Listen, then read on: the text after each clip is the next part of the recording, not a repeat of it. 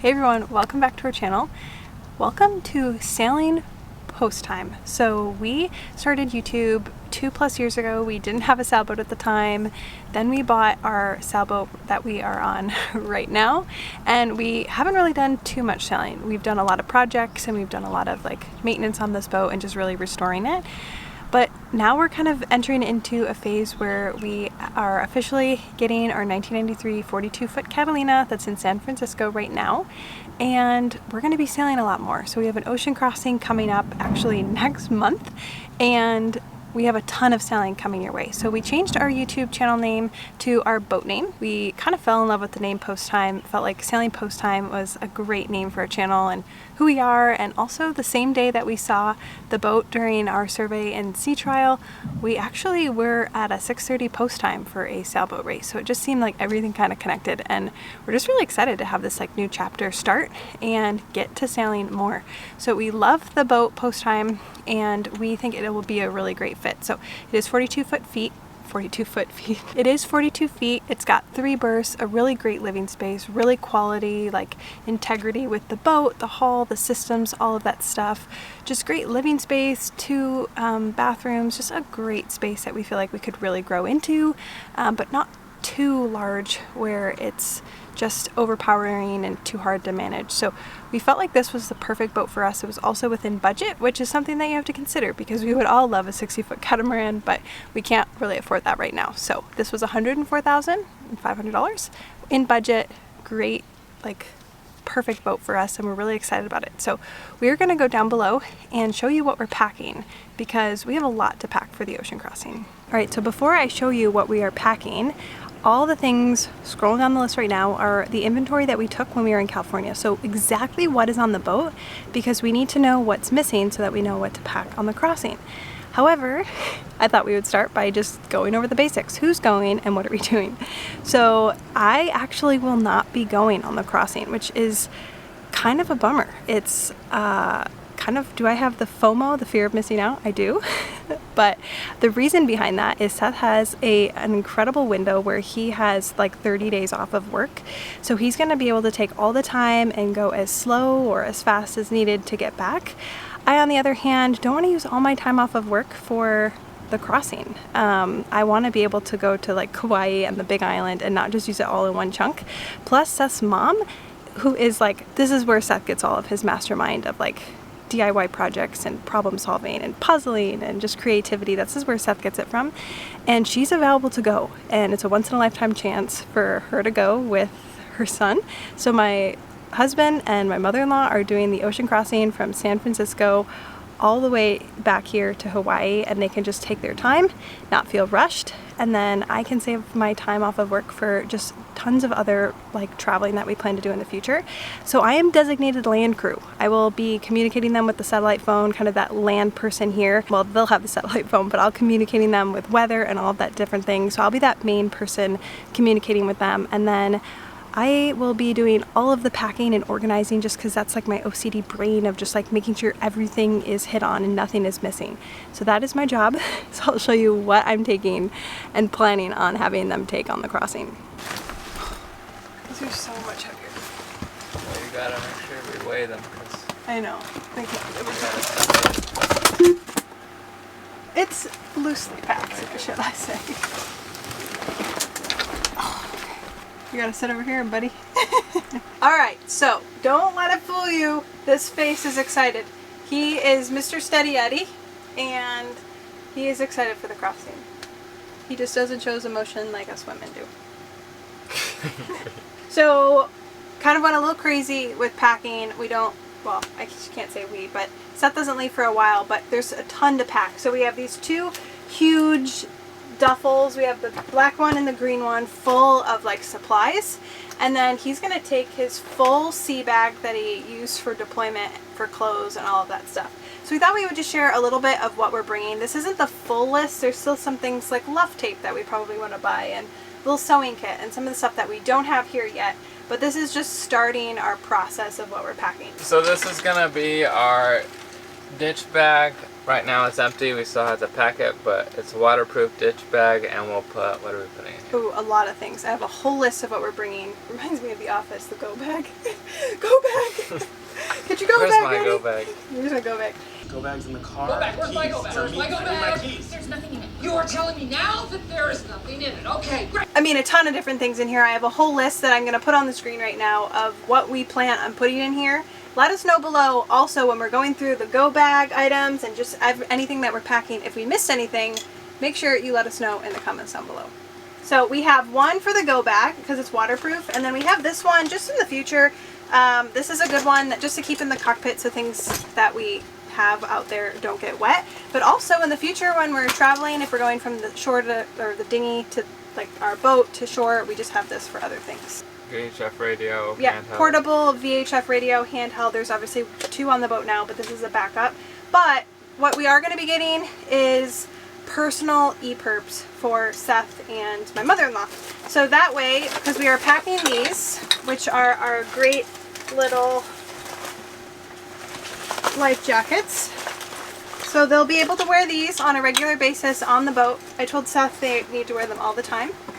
Seth said if it's calm, he will see. But they're wearing them all the time. So these are the life jackets. They have like a little spot that you can put like an EPIRB in there.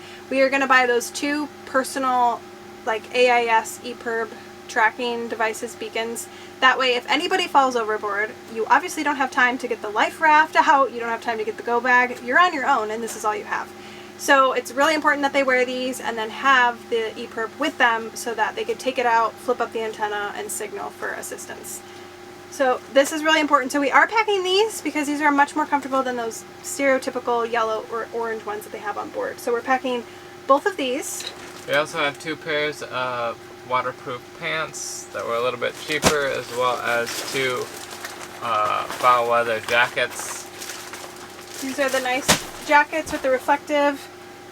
This is why I picked orange for my jacket, because it matches. See how cute that is, everybody? Hope is gonna look so fly on this crossing.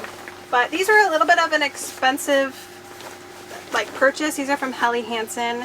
They're high quality. The jackets. The pants were just from Amazon, but we spent a lot of money on these. Hope, his mom, mentioned that she was nervous for storms and being cold because you're leaving from San Francisco at the middle to end of September. So we said, all right, we're gonna plan out obviously so you don't run into storms. We'll make sure you're warm. Whatever. That was how I thought about it. Here, put this over there. And then we have some miscellaneous items. We got a headlamp, a big light, binoculars, earplugs, gloves, a whole bunch of cotter pins, different sizes, and then just miscellaneous tools. Yeah, we actually saw this from Sailing Uma. They posted a video of the top 10 tools that they didn't want to be without. And this was one of them because we know that there's tools there, but this was like a really great little portable set to make sure that we have all the different sizes for like a screwdriver. I don't know, it just makes me feel better knowing that you guys are going to have tools. What's that, a 12 cent? It's a good screwdriver. This year going. I also packed the earplugs because when you're sailing, I know that even when we've had a storm here and like waves are slapping against the boat or there's just a lot of high wind, it's just harder to, you know, sleep peacefully. So I just thought these would be good just so that you guys can get some good sleep, because they're never going to be sleeping at the same time because there's only 2 of them. So someone's always going to be trying to get sleep during the day or night, vice versa. So I feel like these will be handy. Maybe a little eye mask. Just kidding. You're not going to spot. You're doing hard manual labor. Engine belt. So this is for the Yanmar engine because you need a backup. There were also parts that we didn't realize that were on the boat until like the last minute, and it's like this compartment we didn't know existed and tons of spare parts. So I wasn't able to inventory all of that, but I don't think a belt was in there. So we're packing an extra belt, and then we're packing sail tape. We're going to need to buy sailing luff tape, as well as a sewing kit for any sail rips or any issues, and then we are packing an extra line. This is from our good friend who actually had a Catalina. This also is a great flashlight. What I also like is you can put it on the deck and then it illuminates on the side. So if you need some light, really bright. I also have a full provisioning list that we will put on the screen as well, along with the shopping list, because There were no pillows, there were no blankets, there's no pot or pan, and then there's no shower curtain or like pole for the shower curtain. I think we'll eventually do the track in that bathroom, but for now I think just like a quick solution for them will be really easy is a shower pole. And that they're gonna have to get because we're not packing a shower pole and I'm not packing a pot, you know, for them. They're gonna need to get jerry jugs for fuel and maybe some water. Home Depot bucket you mentioned, fill up the propane. I saw that they had a first aid kit there, but very basic. So I have like the athletic tape, big band-aids, Neosporin, icy hot, gauze, tons of gauze. I also have these, which I saw on a cruising forum online, emergency laceration closures. So you can close wounds on the go versus like having to use. What I also am packing is a suture kit. Hopefully this is never needed, but I have it in case it's needed. I do want us to watch some YouTube videos, so if we ever have to suture, we at least have some on-the-go training. I have alcohol prep pads, Motrin, so like basically painkillers, and then I have a lot of these. This is sunscreen, toothpaste, burn relief spray, and antiseptic cleaning, max pain relief spray. So I think that's everything for the first aid kit. Also some toiletries, baby wipes, shampoo and conditioner.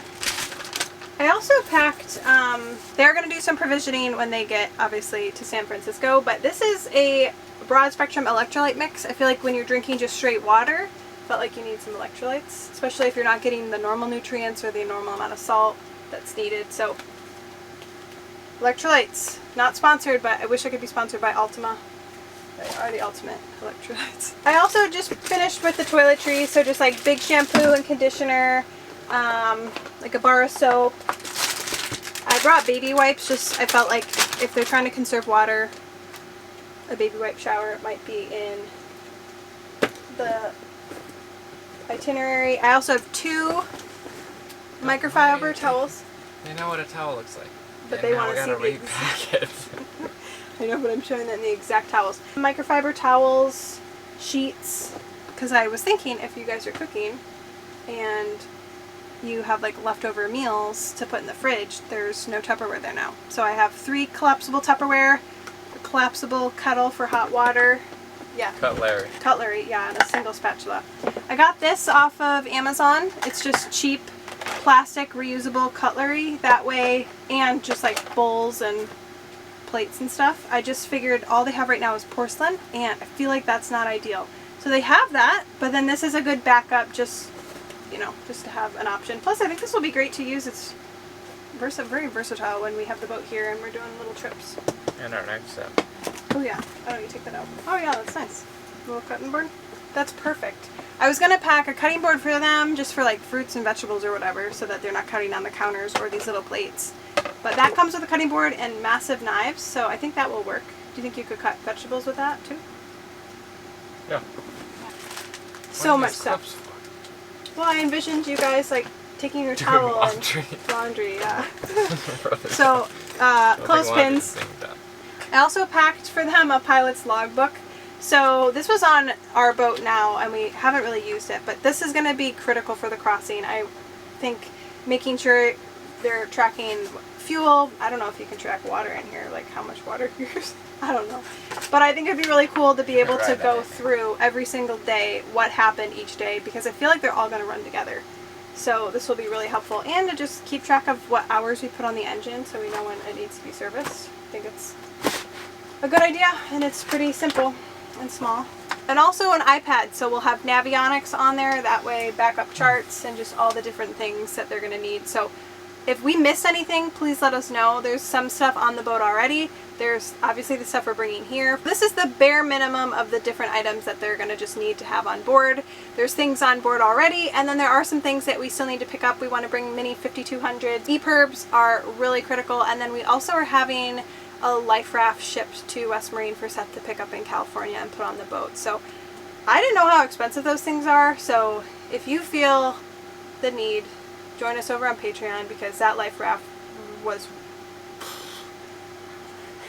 I don't know, I just thought, I mean, at one point I was sitting there thinking it came with the portable kayaks, and I was like, you guys will have to use the kayaks. But obviously that's a joke because safety is number one because it's my husband and my mother-in-law. So we need to be safe. But I just can't believe how expensive a life raft was. Some were upwards of $7,000 to $10,000. We did not get that one. We just got a 4-person life raft from West Marine, but boy, that's the business to go into. Anyways, that's everything that we're packing. So stay tuned. We have a few weeks until they start doing the crossing and we can share those videos with you. But for the meantime, we gotta pack up this stuff and get plugging on. We have a little bit more prep to do. We'll see you next week on Sally Post Time. That's right.